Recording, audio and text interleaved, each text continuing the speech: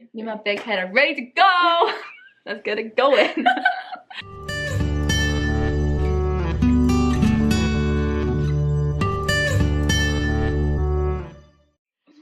Hi everyone! Hello! Hi. So, oh god, what was I gonna say? Welcome to another thrilling episode of Solar System, where we talk about life in Korea. Today I am with my very lovely friend here. Hello. Tell us a little bit about yourself. Oh, this is like, my name is Holly. I'm from the UK and I've been in Korea since February 2018. So what, like a year now? Yeah. Oh god. Like a year next week. Oh god. Wow. So today we have come together to talk about our jobs as EPIK English teachers in Korea. The main difference between us is that I work in an elementary school and she works in At a middle school. Yeah. At two middle schools. Two. I only have middle one. schools. Yeah. So that was fun to find out. I have two middle schools. Most people who work in EPIK will work in elementary schools, but there are a certain number of people who will work in middle schools. Actually, most of my friends here work in middle schools. Yeah, you're very outnumbered actually. Yeah, really outnumbered.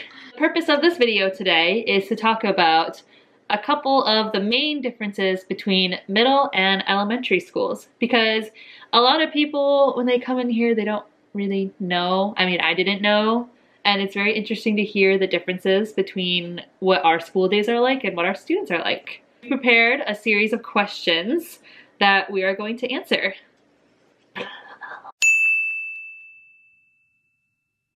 In elementary school, the normal age range for students is about 8 to 12 years old, and that's an international age. Korean age basically makes you a year or two older, so that would probably be about 9 to 13 or 14 in Korean age.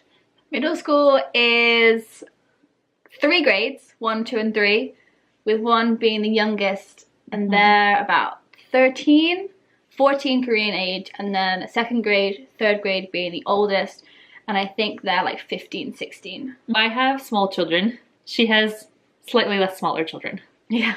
And I think the main difference that we talked about before is that she's able to connect a little bit better with her students because they do have a higher English level, most of them, some of them. I guess you could say that. I guess it depends on what school you're at, right? True, yeah. I think every student has their strengths and weaknesses, but they're really interested in you as a person. Tell me about you. What's your favorite color? What's your favorite food? Like, who do you like? Do you like K-pop? Do you have a boyfriend? It's like, yeah. My students are also interested, but they don't really know how to say much other than hi and what's my name. But they're cute. I like to say that the elementary students still have the light left in their eyes, because a lot of the middle school students have a lot of tests and a lot of things they need to prepare for, because in going to middle school, usually elementary students just go to the middle school that's near their house. But when middle schoolers want to go to high school, they have to apply for a high school. Either they want to go to like a really, really good high school or a special high school. So they're really stressed all the time and their hours are really long. Not to say that my elementary kids don't have long hours, but middle schoolers, like, I feel really bad for them, honestly. Yeah, they normally have like classes throughout the day, and then they'll maybe have like 1 or 2 hour break, and then they'll go to academy after for a few hours. So yeah, whenever I've got a student in my class, so I'm like, I know you're sleeping, I know you're tired, but I know that you've worked really hard, so I would just leave you. You're okay. The difference between middle and elementary school is that there's a little bit different expectations when it comes to us as the native teacher. So why don't you start? Okay, so as a middle school teacher, I will help my co-teachers do the speaking tests.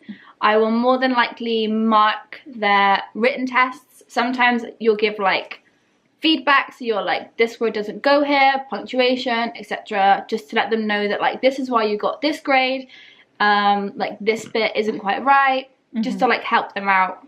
I remember you coming to the cafe with like 400 tests a day. Yeah, I had both my 2nd grade and my 3rd grade at my main school. I had to mark 180 for each. So I literally went to like Holly's Coffee and was like, I need to mark these. What do I do? I'm so glad I don't have to do that. Can somebody get me a caramel macchiato just like I said I can do this?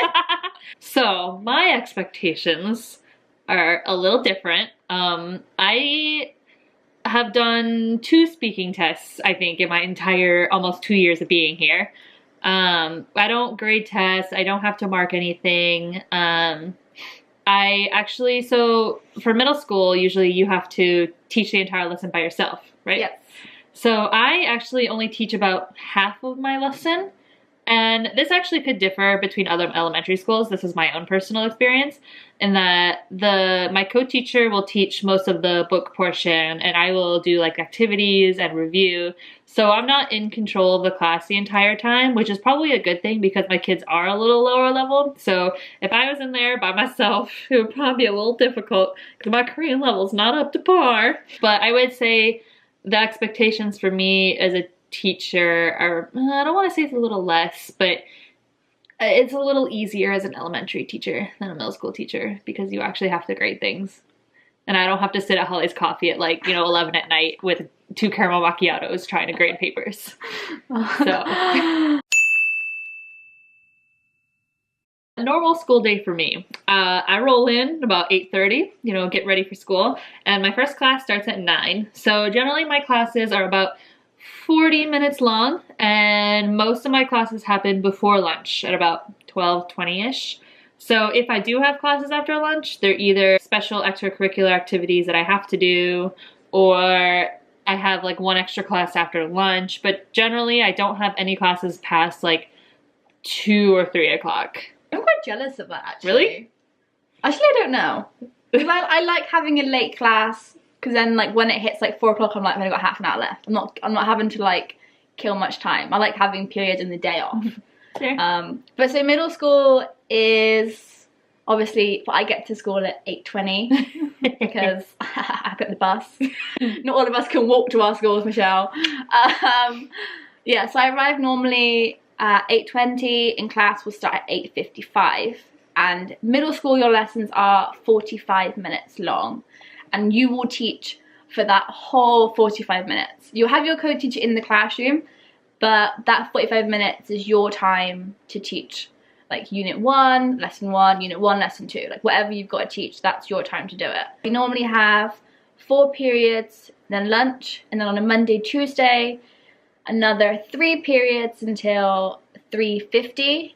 And then Wednesday, Thursday, Friday, they just finish like a period earlier. So they'll go home at like 3. When I first arrived, I panicked because everyone was like, I've just done my introductory PowerPoint in 20 minutes. And I'm like, oh great, I can do that too. And then the teachers are like, no, you have to teach the whole lesson. And I'm like, who likes Hangman? I like Hangman. Let's play Hangman. Oh God. So many of you have probably heard about English camp. Dun, dun, dun. Not as bad as it sounds. No, I actually prefer English camp than my regular classes because in English camp, I'm teaching on my own. Well, I have co-teachers with me, actually. For my camp, I had 2 co-teachers, which is a little weird. That's not really normal. Generally, you would have like 1 co-teacher to help you out, but I'm basically teaching the entire camp by myself. So after school ends, then you have 2 weeks of English camp. So it's kind of like teaching about 4 periods, which is about 4 hours each day. You get to play fun games, and you get to like bond better with the students because there's not as many as in the classes. So my English camps, I have about 9 to 16 kids, somewhere in between that. And all my kids usually show up every day. And we get to play fun games. I get to teach whatever I want to them. As long as they're learning or like speaking in English or learning a little bit of English, that's really, the important part is that they're having fun, really. And I guess being a little bit informative. Honestly, I don't really know how much of the English my kids remember from camp, but as long as they're having a good time. So it's the same for me, actually. What? I like having that control over like what I think the easiest thing to do is I tend to find a theme and then you just teach around that theme. So I did space. So we did like rocket building, spaghetti and marshmallows, like etc. etc. And then it was just like spaceship, rocket ship, and then like the planets. And then you just teach them like as much as you can about the theme that you've chosen, make games to do with it. Sometimes you can do cooking, like you can make biscuits, make tarts. I don't play with fire around my small children, so maybe that's a benefit of middle school. They're slightly more like well behaved in that respect. Well, probably. No. Wow. Actually, I don't know. I think the kids. Well, actually, no. For me, You have less kids than I do. At my smaller school, I only have like 10, 11 kids come to camp. But at my main school, my bigger school, I had like 25. No. To camp? 22, 23. Yeah, I had 20. God. The thing is, it's like the more you have is the more you can do, because it's like you can make it into competitions, and then they just get really competitive. Well, most of with each the other middle school teachers here, they had like 5, and some of them didn't even show up. Wow. I know. In all fairness, some of the students had to leave at like had to leave like really early to do like cleanup. Some of them went to academy. So I never really had like a day where every student was there for the entire time. But yeah, I think on average there was like 19 or 20 students. Maybe they just love English. I don't know. Funny. I wish I had that enthusiasm for French and German. I wish I had that enthusiasm for school in general, honestly. True. If you've ever watched a single video about EPIK or teaching in Korea in general, you may have come across the term Korean surprise. The Korean surprise is literally just a surprise in Korea. It's sort of like things can happen in your day and you probably won't expect it, and you probably will expect one thing to go one way and it's not going to go the way you think it's going to go. Just assume that's not going to do that. So why don't you tell me about what surprises can you expect in middle school? In middle school, the surprises are frequent and can appear at any time of the day. More often than not, classes will be cancelled or moved. If you get lucky and have a class cancelled, good on you. If you have a class that's moved to a like earlier period, then just make sure you're prepared. I say this to myself and I say this to you. It's really important that you prepare. Please don't leave it until the day of, because you'll be stressing, and I've stressed too many times. Who likes Hangman? I like Hangman. Let's play Hangman. Oh God. Even if you're like sat in your apartment at like 10 p.m. and you'll be like, oh no, I'll just get up like an hour earlier and prepare something. Don't do that. Don't do it. Literally, even if you have to stay up until like 12 a.m, 1 a.m, it's worth it to just stay up later and get it done than panic about it in the morning, because like then you're stressed about getting ready, getting to school on time. Sometimes you'll turn up and they might have a different teacher in the classroom, especially if you're moving to their classrooms. They might not tell you that the lesson's changed. You'll turn up to the classroom and they're not there. You'll turn up to your English classroom and they're not there. You just show up to school, they're not there. Yeah, at the school, nobody's there. But yeah, just be prepared. Be prepared. Be prepared. Just be prepared. Yeah, moral of the story. I can say. So for elementary school, we have less surprises. For my middle school, I don't teach middle school. Do you? For my elementary school, we don't have a lot of surprises. Generally, if I'm going into my day, I know I'm gonna have this class, this class, this class, which I kind of wish I could walk in and just have a class canceled. That would be amazing. But I'm gonna expect those kids walking in up, hey teacher, hi teacher. Hi teacher, hi. Hi, that's it. I would say I don't have the issue of classes changing, classes moving, classes getting canceled. I've had classes get canceled a few times. I've had classes moved like a few times, but really it's not very often that they do get moved. So my days are pretty stable, so I know what I'm teaching and I have to be prepared all the time. So even if you're in elementary school with the less Korean surprises, be prepared. Don't do what I do and wake up at 7 a.m. in the morning and try and plan like 3 lessons for the day. That's not fun. We all live close enough to our school to wake up at 7 o'clock, don't we? when you apply to EPIK and you have the impression that you're going to have one elementary school with 1 or 2 co-teachers, throw it out the window. Throw it out the window. Because when I was watching like loads of videos to do with EPIK and everyone was like, bring a present for your co-teacher or your co-teachers, like 2 or 3 of them, I was like, okay, I'm gonna buy like 3 like England related presents for my co-teachers. And then I turned up and I had 2 middle schools and I had 7 co-teachers all together. So I was like, I brought gifts for my co-teachers, never gave it to them. Yeah, it's like even if you get really close with them, it's kind of an awkward thing to give. I feel, I don't know. I've given, like I brought snacks before. Like I've brought pastries or something, which, you know. It's really nice to bring like snacks to your office actually. Food is the best gift, honestly. Fruit is really good. Fruit is good. Fruit is a good option. Just food in general, pastries, fruit. Just bring food. Yeah. The fastest way to anyone's heart is through their stomach. Yeah. Be very open-minded when you apply to EPIK, because I think from the videos that I watched, I was like, I'm gonna have like 1 school, like 1 co-teacher, it's gonna be great. I thought I was gonna have 1 co-teacher. Yeah. So. But I guess it's kind of nice because when you teach with more than 1 co-teacher, you kind of like learn different, you learn different teaching styles. But yeah, just be very open-minded. They'll tell your orientation to be open-minded, and we're telling you now, be open-minded, because it won't be the way it looks.